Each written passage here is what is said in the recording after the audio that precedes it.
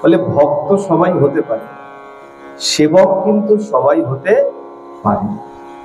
তাহলে সেবক কি হতে পারে? এই যে সেবক, এই তিনটে শব্দের অনেক গভীর গুরুত্ব আছে। সেবক বলিয়া এ তিন আখর, তিনেরও তিনটি কাম, তা যদি না করো কেমনে আচর, কিসেরও সেবক না। কি বললেন? সেবক বলিয়া এ তিনটে অক্ষর, তিনের তিনটে কাজ, তিনটে কার্য আছে, আর সেটা যদি না করো তাহলে তুমি সেবক নও। তাহলে সেবকের সব কি বলছে? সে অক্ষর বলে কর গুরু সেবা, আচরি গুরুর বা, তা না করিলি স্ত্রী বাপ পালিলি, সে ছাড়ি রহিল গ। সে কি বললো? বলছে করো গুরু সেবা, গুরুদেবের সেবা করো। আর চমৎকার বিষয় কি, গুরুদেবের যদি সেবা করা যায়, বলছে গুরুর সেবা করলে তোমার সাক্ষাৎ বৃন্দাবন বাস হয়ে যায়, ব্রজভূমে বাস হয়ে যায়। সত্য জ্ঞানে গুরু বাক্যে যাহারও বিশ্বাস, তাহারও অচিরে হয় ব্রজভূমে বাস। যে গুরুদেবের সেবা করে, সেবা মানে কি, আমরা অনেক ভ্রমের মধ্যে থাকি। সেবা মানে আমরা অনেক সময় মনে করি গুরুদেবের হাতে কিছু গিয়ে দক্ষিণা দিয়ে দিলাম, একটু গুরুদেবকে মালা পরিয়ে দিলাম, একটু গুরুদেবকে প্রণাম করে নিলাম, গুরুদেবের সেবা হয়ে গেল। তা কিন্তু। তাহলে গুরুদেবের সেবা কিভাবে হয়? বলছে আচরি গুরুর বাক, গুরুদেব যা বলেছেন সেই বাক্যকে তুমি যদি পালন করো, তাহলেই তোমার গুরু সেবা সম্পন্ন। গুরুদেব বলেছে তুমি সন্ধ্যা আহ্নিক করো, সন্ধ্যা আহ্নিক করতে হবে। মালা জপ করো, তোমাকে নিষ্ঠা নিয়ম ভাবে মালা জপ করতে হবে, তাহলেই তোমার গুরুর প্রতি নিষ্ঠা আছে, গুরুর সেবা হবে। আর যদি সেটা না করলে, সে বলছে তাহলে আমিও চলে গেলাম। কে পড়ে থাকলো? সেবকের থেকে সে চলে গেল, থাকলো ব আর ক। একটা কার্য হলো না, পরের কার্য ব কি বলছে? ব বলে বৈষ্ণব সঙ্গেতে বাসুদেব ভজ। ব কি বলছে? বৈষ্ণব সঙ্গেতে বাসুদেব ভজ, ফুকারি কহিছে ব। ব উচ্চস্বরে বলছে, ফুকারি কহিছে ব।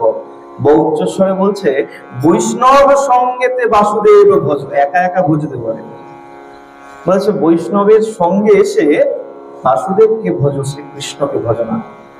আর যদি তা না করো, তা না করিলি কেমনে আচরিলি, ব গেল রহিল ক।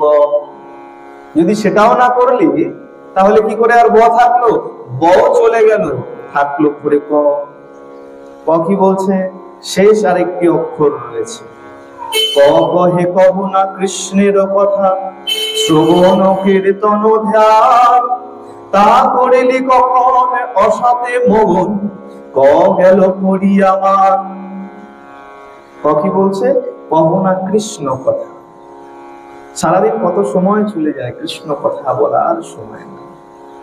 ক বলছে কৃষ্ণ কথা বলো, করো কৃষ্ণ সেবা, শ্রবণ কীর্তন ধ্যান। শ্রবণ করো, কীর্তন করো, ধ্যান করো। আর যদি সেটা না করলে, তাহলে ক কি করলো? ক নিজে অভিমান করে ক চলে। একে একে দেখো তিনেই ছাড়িল, বসতি হইল খালি, প্রেমানন্দ বলে জমের কিঙ্কর, বাজাইছে করতালি। এটা প্রেমানন্দ গোস্বামীর রচনা, প্রেমানন্দ প্রভু বলে। প্রেমানন্দ প্রভু কি বলছেন? বলে তুমি যদি এই তিনটে কার্য না করো, তাহলে কি, তাহলে অন্য কারোর কিছু হবে না, আনন্দ হবে। কার আনন্দ হবে?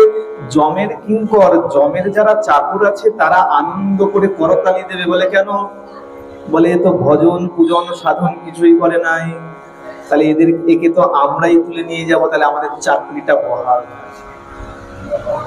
অফিসে গেলেন, অফিসে গিয়ে যদি দেখেন আপনার কাজ নেই, একদিন দুদিন দেখবে মালিক, তিন দিনের দিন কি বলবে? বাবা তোমার তো কাজ নেই, তুমি চলে যাও, তোমাকে আর আসতে হবে। জমের কিঙ্কর সবসময় ভয়ে থাকে। বলে কেন? বলে যদি পাপাচারীকে যদি যমরাজের কাছে নিয়ে যেতে না পারি, তাহলে তো যমরাজ আমাদের ছুটি করে দেবে। তাই যখন দেখে যে কেউ সাধন ভজন পূজন কিছু করছে না, ওই জমের দূতেরা খুব আনন্দ পায়। তাই তারা কি করছে? বলে তারা করতালি দিচ্ছে। কেন? বলে এই বেটা তো সাধন ভোজন করছে না, বেশ ভালো, মরলে পরে একে জমের কাছে নিয়ে যাব। তাই প্রেমানন্দ প্রভু বলছে, দেখো এত চিন্তা করো না, ভয়ের কিছু নাই। সাহস দিচ্ছেন, ভয়ের কিছু নাই। এখনো সময় থাকিতে বদনে হরি হরি বলো ভাই। প্রেমানন্দ কহে সমন তাইতে কিছুই চিন্তা নাই। প্রেমানন্দ কি বললেন? বলছে সমনকে, মৃত্যুকে তাড়ানোর জন্য কোনো চিন্তা নাই, এখনো সময় আছে। মুখে সবাই হরি হরি প্রেম সে বলো রাধে। বলছে সবাই হরি হরি বলো, তাহলে মৃত্যুকে তাড়না করতে আর তোমাদের চিন্তা নেই। তাহলে সেবক সে যে এই সব কিছু মানবে, তাকে বলা হয়েছে সেবক।